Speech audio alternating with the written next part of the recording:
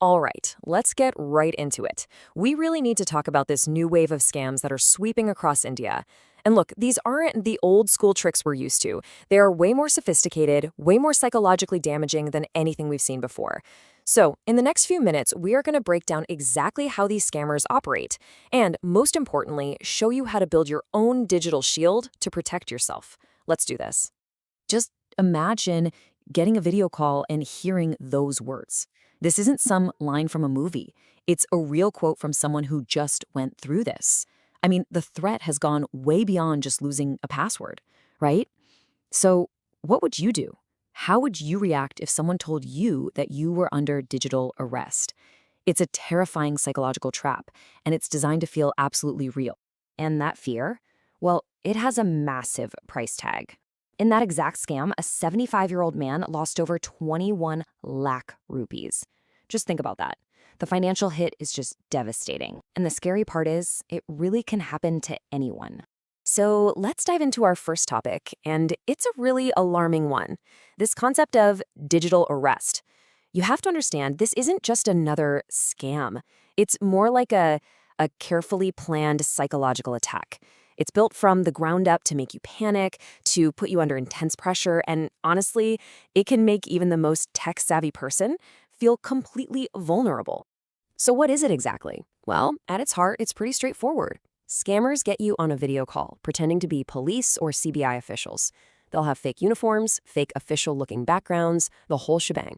They'll accuse you of some serious crime, usually something to do with your Aadhaar, and then they demand money to make it go away. Now, please remember this one critical fact. Real police, real CBI, they will never, ever video call you to tell you're arrested or to demand money. That's just not how it works, period. Okay, check out their playbook. This really shows you the psychological game they're playing.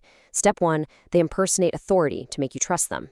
Step 2, they ramp up the fear, showing you fake FIRs, forged government seals, anything to make it look legit. Now here's the really clever and awful part.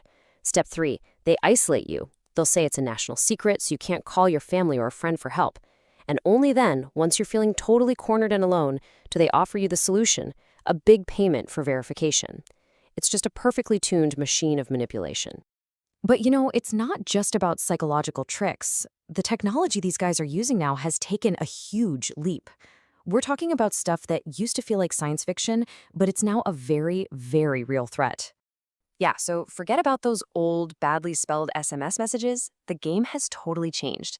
We've gone from simple phishing texts to AI-generated voice calls that sound completely real and deepfake videos that are, frankly, terrifyingly convincing. And get this, it's not just about stealing your passwords anymore. Now they're cloning the one thing we all thought was impossible to steal, our fingerprints. I'm not kidding, they're literally making copies of your fingerprints. So this is what biometric cloning actually is. Scammers can literally lift your fingerprint from a document, maybe a property deed, anything you've put your thumbprint on. Then they use some basic chemicals and a rubber stamp machine to create a fake rubber version of it. With that fake print, they can authorize payments right out of your bank account using the Aadhaar payment system. It's like a super high-tech heist pulled off with some surprisingly low-tech tools. And if you think this is just some crazy theoretical threat, think again. 689.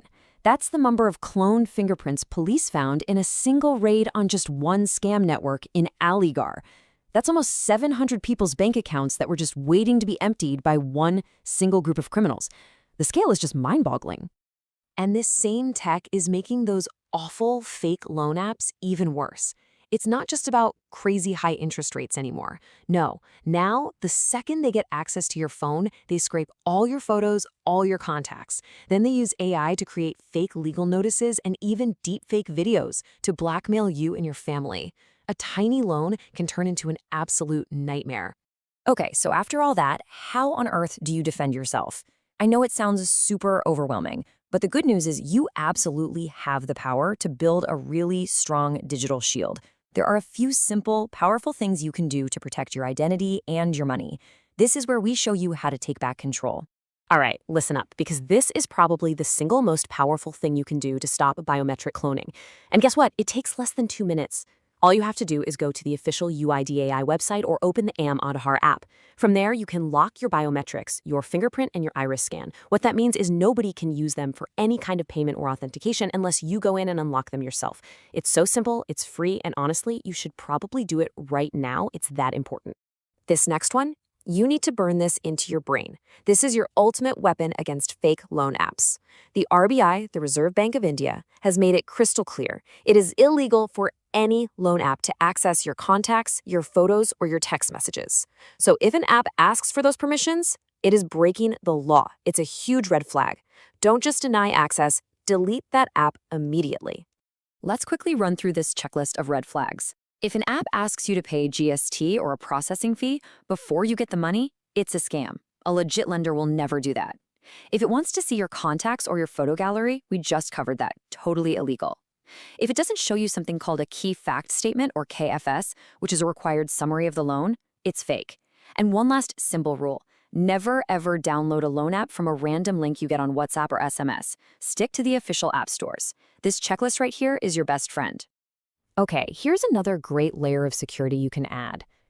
Instead of giving out your real 12-digit Aadhaar number everywhere, you can generate what's called a virtual ID or a VID. Just think of it like a temporary, disposable phone number for your Aadhaar. You use this 16-digit number when you need to authenticate something, and then you can even get rid of it and generate a new one later. It basically hides your real Aadhaar number, which makes it so much safer.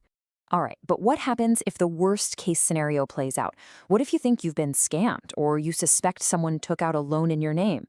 Look, the scammer is counting on you to panic. Your job is to stay calm, be prepared, and act fast. Here's your action plan. So, a really important question. How would you even know? How can you tell if some scammer has used your name to take out a loan? Because you're probably not going to get a nice little notification about it. You'll likely find out when it's way too late and debt collectors start calling. The only way to know for sure is to be proactive. And here's how you do it. Think of your credit report as your financial x-ray. Every single loan, every credit card that's linked to your PAN number, it's all listed right there. So by checking your report regularly with a credit bureau like Siebel or Experian, you can immediately spot any loans or credit inquiries that you don't recognize. Honestly, this is the single best way to catch identity theft before it gets out of control. And if you do spot something wrong, you have to act fast. These are the numbers you need. Seriously, take a screenshot of this, save them in your phone right now. Your very first call should be to the National Cybercrime Helpline, 1930. And remember something called the golden hour. If you report the fraud within the first couple of hours, the chances of the police being able to freeze the money and get it back go up a lot. So let's just end on this one thought. In this day and age, you kind of have to assume your basic data, your name, your phone number, is already out there somewhere. So the game isn't about trying to hide anymore. The game is about defending. So the question I want to leave you with is your shield up?